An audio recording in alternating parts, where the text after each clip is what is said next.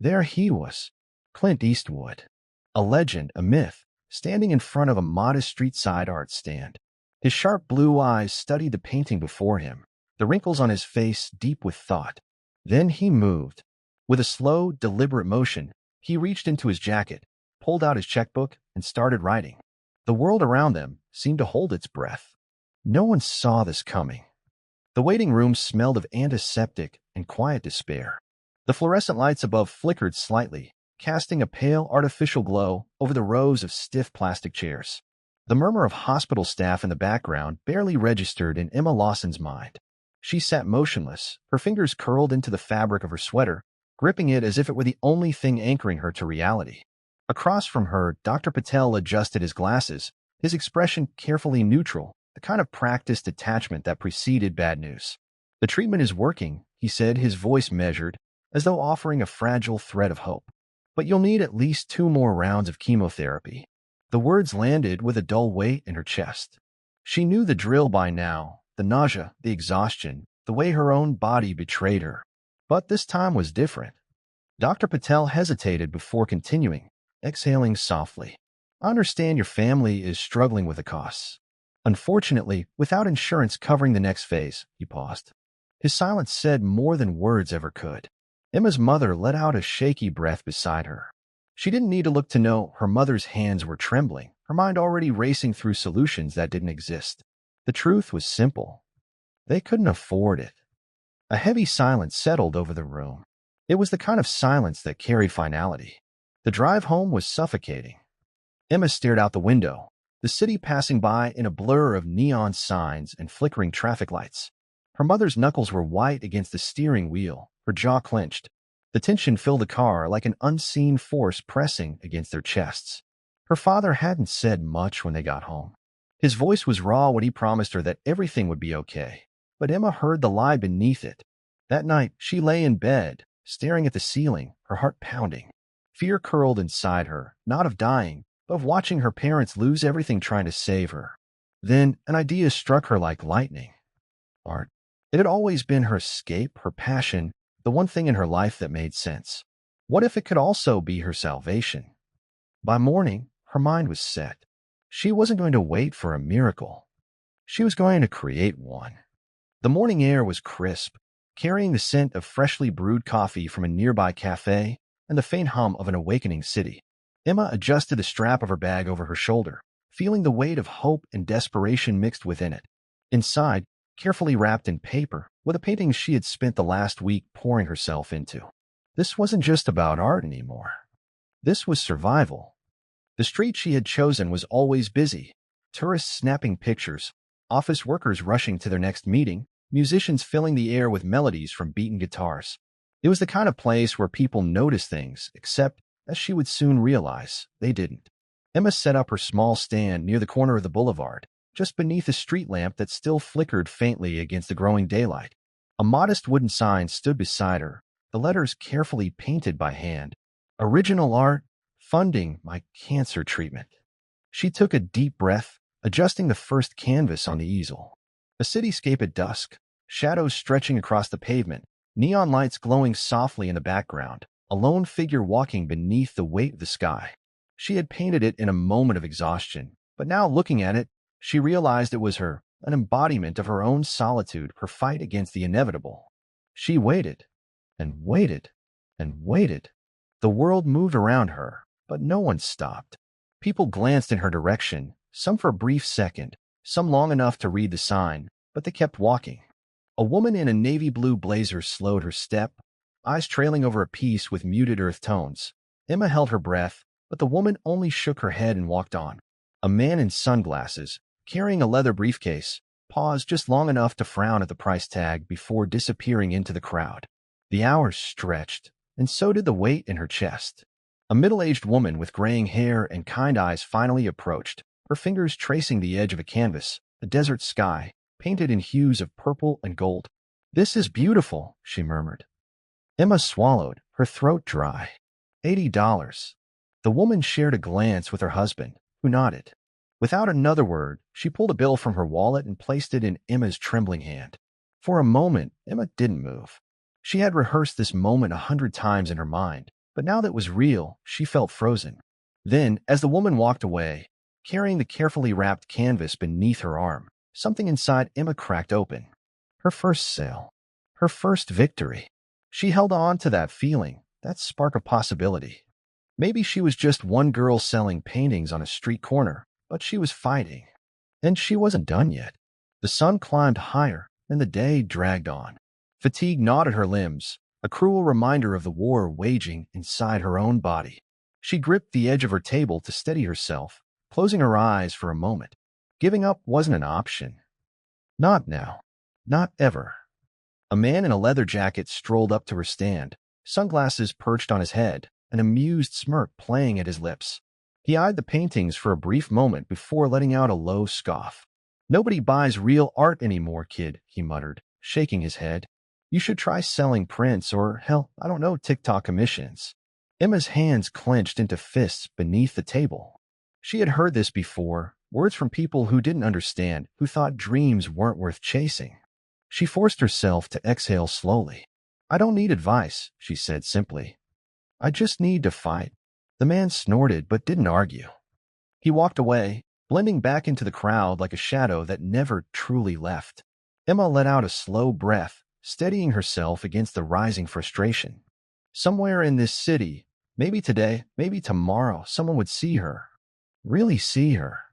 And when that happened, it would change everything. By the fourth day, exhaustion was no longer something she felt. It was something she had become. Her body ached from sitting too long, her muscles weak from chemo, her hands shaking slightly every time she reached for a brush. The summer heat pressed against her skin, making her dizzy, but she stayed, because staying meant surviving. She had sold 3 paintings in total. It wasn't enough. Not even close. Emma tried to stay optimistic, but the weight of reality was creeping in, slowly, mercilessly. Maybe the man in the leather jacket was right. Maybe no one cared. And then, out of nowhere, someone stopped. Not just any customer. A journalist.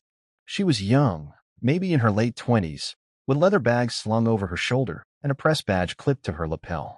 Dark brown hair tied back in a loose ponytail, eyes that lit up as she took in Emma's work. "This is beautiful," she said, gesturing toward a twilight cityscape. "Did you paint all of these yourself?" Emma blinked, caught off guard. "Yeah." The journalist smiled, pulling out her phone. "I run a small online arts blog.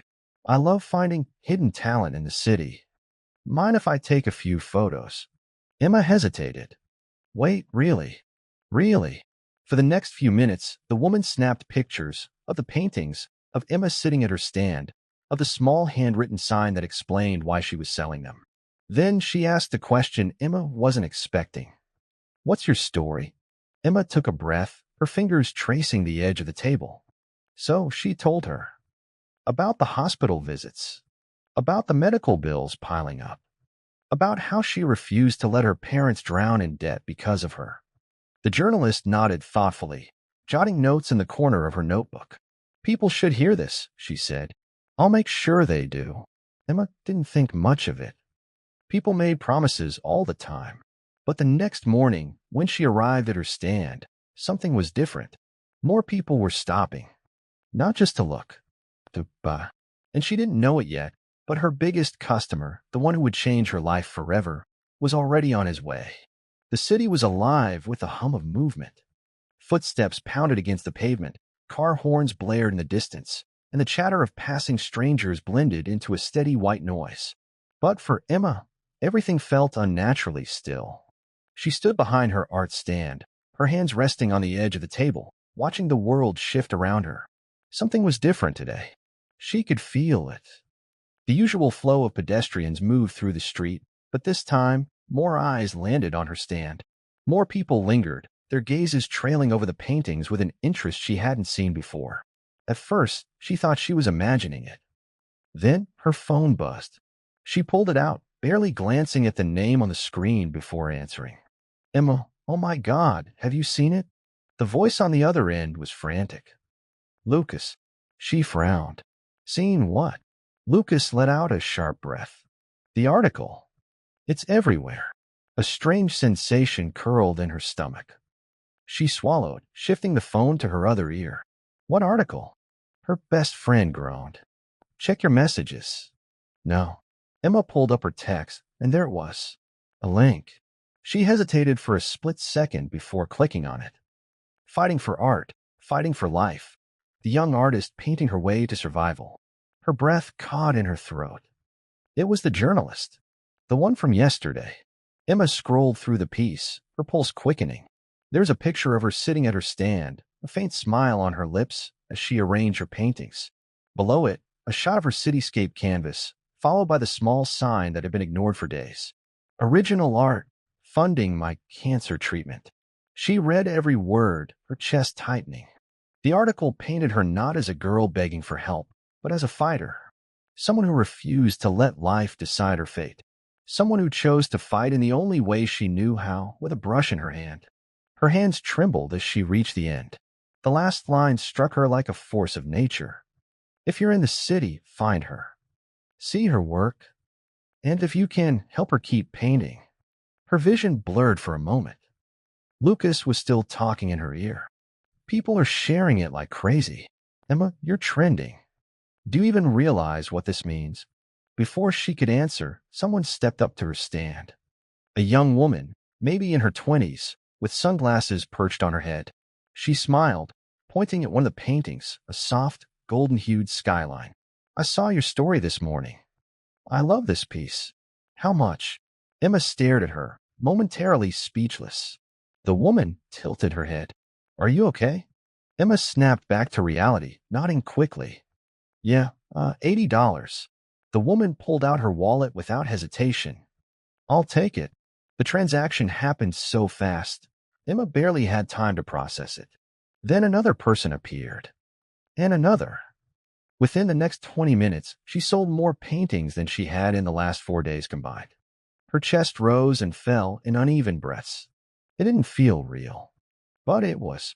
And she had no idea that the biggest moment of all was still on its way. The afternoon sun was beginning to set when everything changed. Emma had just finished wrapping up a painting for an elderly couple when she noticed a shadow lingering at the edge of her stand. She looked up and time slowed. A man stood there, hands tucked into the pockets of his leather jacket. He was tall, broad-shouldered, with a presence so still, so commanding, it felt like the entire street had quieted just for him. His blue eyes were sharp, focused, scanning the paintings in front of him with an intensity that made Emma's breath hitch. The features were unmistakable. Her father had made her watch his movies growing up. She knew the face, the stance, the aura of someone who had walked through decades of fame without ever bending beneath it. Clint Eastwood. The realization hit her like a freight train. What was he doing here? Emma felt her pulse thundering in her ears, but she forced herself to keep still. Eastwood reached out, carefully picking up a canvas. It was one of her most personal pieces, a solitary figure standing on an empty road, disappearing into a horizon of shadows and light. He tilted it slightly, studying it under the dimming sunlight. Then he finally spoke. This one, he murmured, his voice low, rough, familiar. How much? Emma barely found her voice. $200. She braced herself for hesitation, for negotiation. Instead, he reached into his jacket, pulled out a checkbook, and started writing. The moment stretched into something surreal.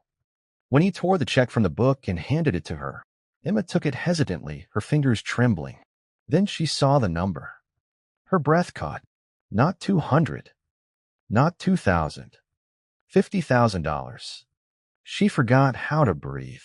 The city noise faded into nothingness. The ground beneath her feet felt unsteady.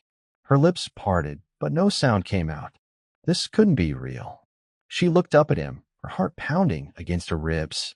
She started, shaking her head. I can't. Eastwood's eyes didn't waver. His voice remained steady. It's not charity. A pause. Then a smirk. It's a damn good painting. The weight of his words settled into her chest like something unshakable. People were beginning to notice. A murmur rippled through the crowd. Emma could feel their eyes shifting, their whispers growing louder. But none of it mattered. She looked at the check again, her fingers gripping the edges like it might disappear if she let go. Hope, real, tangible hope, flooded through her for the first time in months. And the craziest part, this was only the beginning. The city had always been loud, always pulsing with an energy that never truly faded. But now, in this moment, there was a different kind of silence, a charged, disbelieving hush that rippled through the crowd like a wave holding its breath. Emma's fingers clenched the check in her trembling hands, her vision blurring at the impossible number written in precise, bold strokes. $50,000. More money than she had ever held. More money than she had ever even dared to dream of making from her art. But none of it made sense. Not the way the world had suddenly frozen around her. Not the way whispers turned into murmurs, and murmurs turned into stunned exclamations. Not the way the man in front of her, Clint Eastwood, the legend himself, stood so calmly, so steadily, as if this was just another ordinary purchase. It wasn't. She forced herself to look up at him again, as if expecting the illusion to shatter, for this all to be some cruel trick her exhausted mind had conjured up. But there he was, his sharp blue eyes unreadable, his posture relaxed, completely unfazed by the chaos unraveling around them. The weight of his words still hung in the air. It's not charity. It's a damn good painting. Emma swallowed, but her throat was dry. Her heart pounded so loudly she could barely hear the rising voices around her. And then the moment cracked. Someone gasped. A woman pulled out her phone. A young man, probably a college student, stood frozen mid-step, his expression morphing from confusion to shock as he nudged his friend, whispering hurriedly, "Wait, is that?" Before he could even finish his sentence, the realization spread like wildfire. The hush that had existed just seconds ago was obliterated, replaced by an eruption of sound. Is that Clint Eastwood? Oh my God, he just bought that painting. Wait, what's happening? Did you see the number? 50,000. That girl, who is she? The crowd swelled around her art stand, people pressing in, craning their necks, trying to get a closer look. It was as if the city itself had just shifted its focus onto her, onto this tiny street corner where, moments ago, she had been invisible. And suddenly, her paintings weren't invisible anymore either. It started with one. A man in a crisp navy blue polo stepped forward, glancing between Clint Eastwood and the canvas he had just purchased. He scanned the remaining paintings, his gaze settling on a skyline, bursting with vibrant oranges and deep purples, the city lights flickering against an endless dusk. "I'll take this one," he said, pulling out his wallet without hesitation. Emma barely had time to react before another hand shot forward. "And this one?" A woman grabbed a different piece, her expression eager. "How much?" Someone else called from the back of the growing crowd. "I want one too." It happened so fast, a frenzy she couldn't comprehend. For days, she had sat here, watching people walk past without a second glance, swallowing the growing despair of being unnoticed. But now the very thing she had prayed for to be seen, to be valued, to matter, was happening, and she wasn't prepared for the flood of it. Her hands moved on autopilot, exchanging paintings for cash, answering rushed questions, barely able to keep up. The once still, unbothered sidewalk had transformed into the most sought-after art exhibit in the city. Through it all, Eastwood remained standing nearby, observing with the same quiet intensity. Finally, as the last painting was wrapped and handed off, Emma turned back to him. Her voice felt small, almost lost in the storm of emotions raging inside her. "I don't know what to say," she admitted, clutching the check tighter. Eastwood tilted his head slightly, a smirk tugging at the corner of his lips. "Then don't say anything," he said simply. Then, in that classic, effortless way that only someone like him could manage, he tipped his hat slightly, turned, and walked away. And just like that, he was gone. Emma barely remembered getting home that night. Her hands still smelled like the paper of freshly counted bills. Her chest still felt tight with disbelief. The weight of everything, the exhaustion, the hope, the sheer magnitude of what had just happened, sat heavy on her. But her phone wouldn't stop buzzing. She grabbed it from the nightstand, her eyes widening at the flood of notifications. Lucas had sent a dozen messages, but she barely had time to process them before something else caught her attention, the headlines. Everywhere. Clint Eastwood buys young artists painting for $50,000, and you won't believe why. Hollywood legend stuns street painter with incredible act of generosity. From overlooked to viral, the story behind the girl whose art just changed everything. Emma blinked, her breath catching in her throat. Her face was plastered across news articles, her paintings displayed in snapshots that had been taken by strangers, by reporters, by people she hadn't even noticed in the crowd. And then her inbox. She opened it with shaking hands. Hundreds of messages. Some from journalists, some from art collectors, some from everyday people who had stumbled upon her story and felt compelled to reach out. And then one email stood out. Her stomach twisted as she clicked on it, scanning the words that made her heart stop. Subject: Gallery Inquiry. Emma, I came across your story today, and I must say your work is remarkable. I'd love to discuss representing you in an upcoming exhibition. We believe your art has a place in the modern gallery world, and I'd like to talk about showcasing it. Please let me know if you'd be open to a conversation. Best, Richard Von and Company. Art Gallery, New York. Her fingers hovered over the screen, unable to move. This wasn't real. None of it could be real. Just a week ago, she had been sitting on a street corner, hoping someone would notice her. Now the world was watching. And somehow, this was only the beginning. The weight of the past 24 hours sat heavy on Emma's shoulders. It was the kind of exhaustion that didn't just settle in her muscles.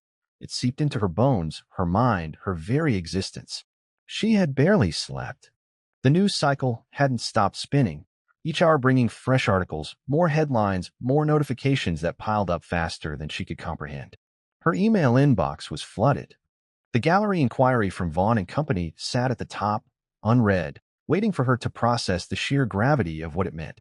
A chance to showcase her work in an actual art gallery, something she had never even dared to dream of before.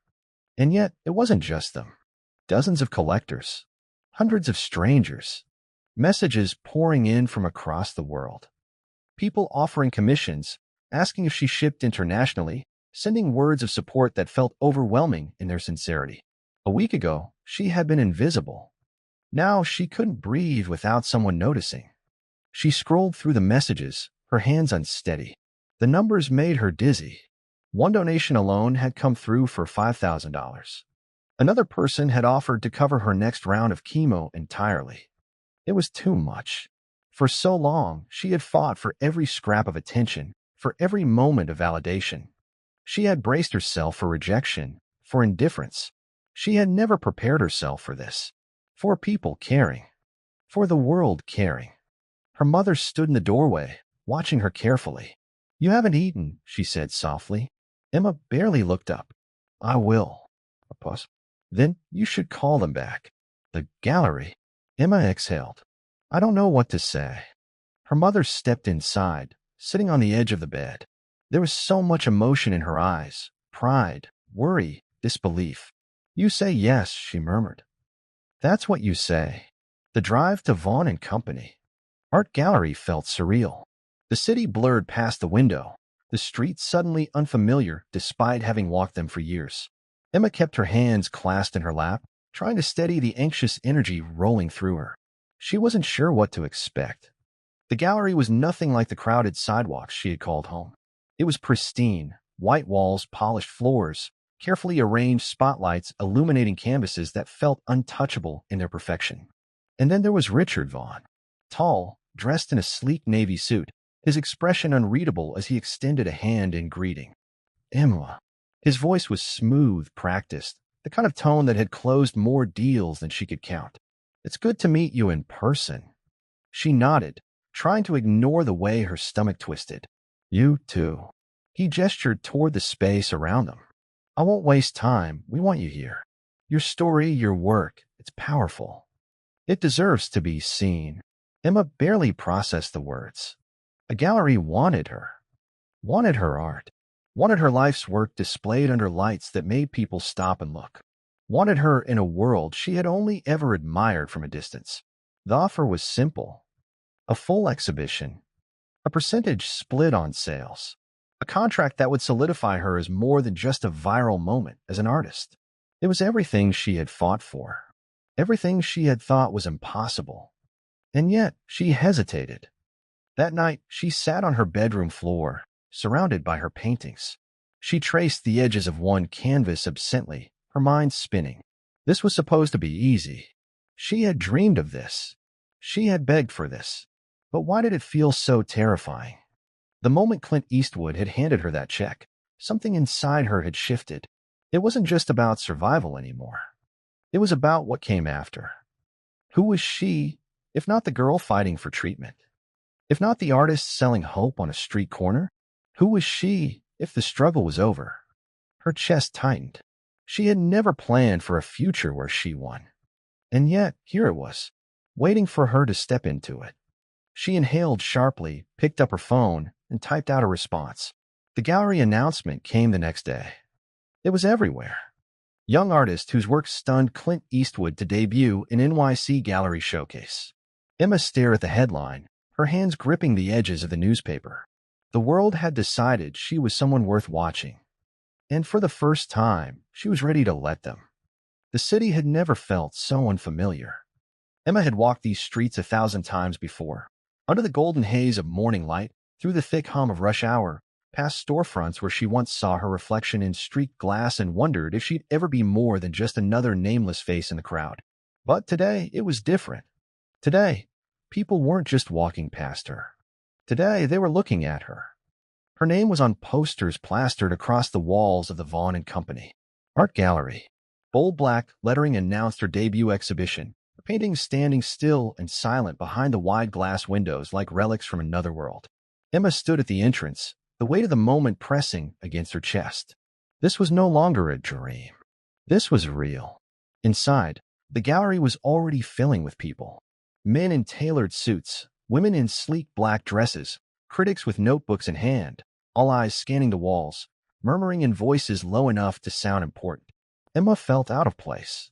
A week ago, she had been just another artist struggling to be seen. Now, people whispered her name like she had always belonged in this world. She felt like an imposter in a life she didn't recognize. Her paintings had always been personal, pieces of her soul carved into color and canvas. But here, beneath the soft glow of gallery lights, they felt distant. A part of her wondered if they were really hers anymore. The night blurred into moments, handshakes, congratulations, polite smiles. She met collectors who spoke about art in a way that felt foreign, their voices detached, assessing each piece as if deciding its value was as simple as assigning a number. A man in a navy blue blazer circled one of her works, a painting she had created in the middle of the night, her hands raw from exhaustion, her thoughts tangled in the weight of her diagnosis.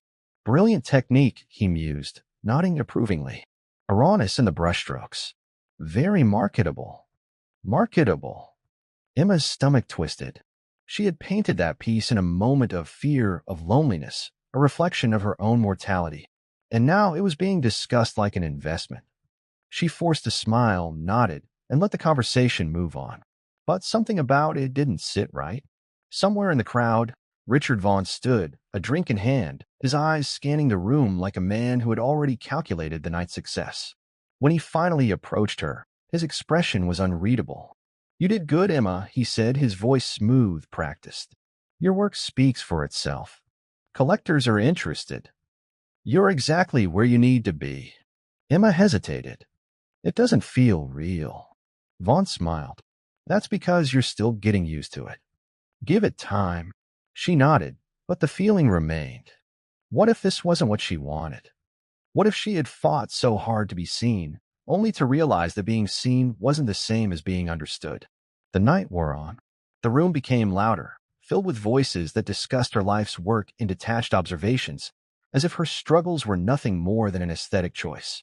Emma moved through it all like a ghost, smiling when expected, nodding when necessary, but inside a storm raged. And then, the moment that changed everything. A woman approached her. Older, with silver-streaked hair and kind, knowing eyes. She wasn't like the others. She didn't move with the air of someone calculating an investment. She stopped in front of Emma's most personal piece. The one painting she had almost kept for herself. A self-portrait. Not of her face, but of her essence.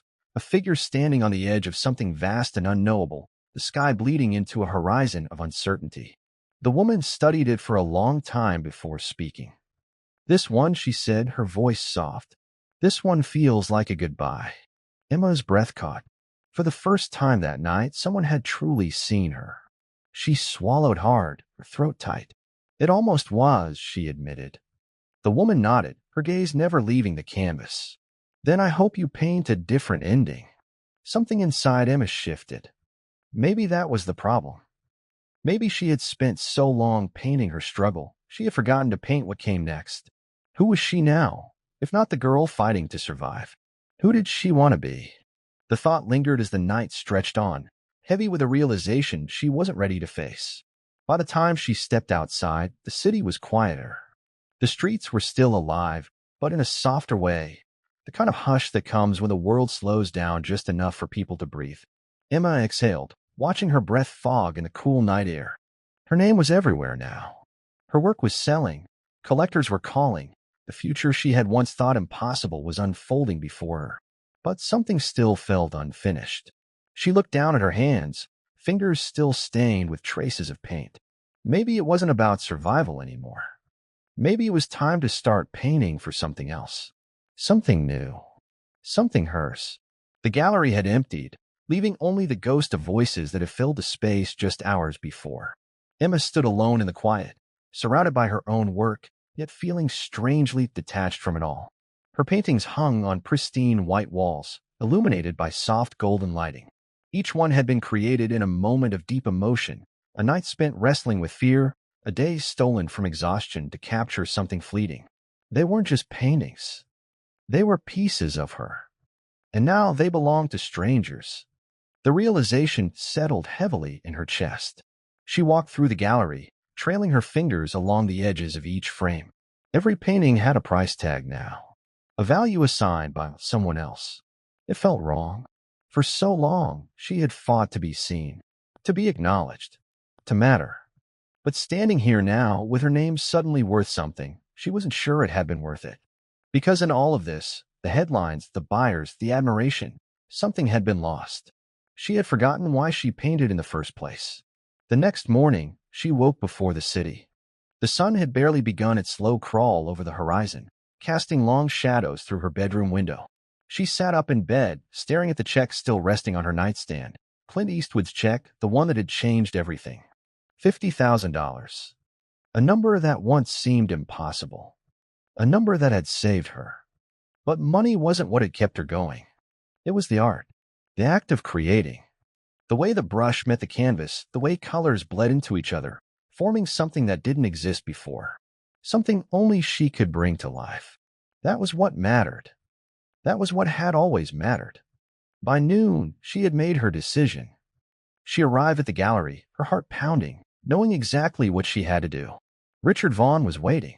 He smiled when he saw her, a satisfied expression on his face. Emma, you made the right choice coming here. She didn't return the smile. He gestured toward the paperwork on his desk. We're finalizing the details. The response has been incredible. Your work is already being appraised for higher value. This is just the beginning. Emma exhaled, steadying herself. I want my paintings back. The words hung in the air, sharp and undeniable. Vaughn's smile faltered. What? She met his gaze, unwavering. I'm pulling out of the contract. I'm taking my work back. Silence stretched between them. Vaughn leaned forward slightly, hands folding on the desk. Emma, I hope you understand what you're walking away from. I do. He studied her for a long moment, then exhaled, shaking his head with an amused smirk. You remind me of someone. She tilted her head. Who? Me, when I was young. Too stubborn for my own good. He leaned back, tapping a pen against the desk. Fine. Take them. But don't expect another chance like this. Emma simply nodded. She wasn't looking for another chance. She was taking control of the one she had. An hour later, her paintings were packed, carefully wrapped in brown paper, secured with twine. She carried them out of the gallery herself, one by one, with more certainty than she had felt in weeks.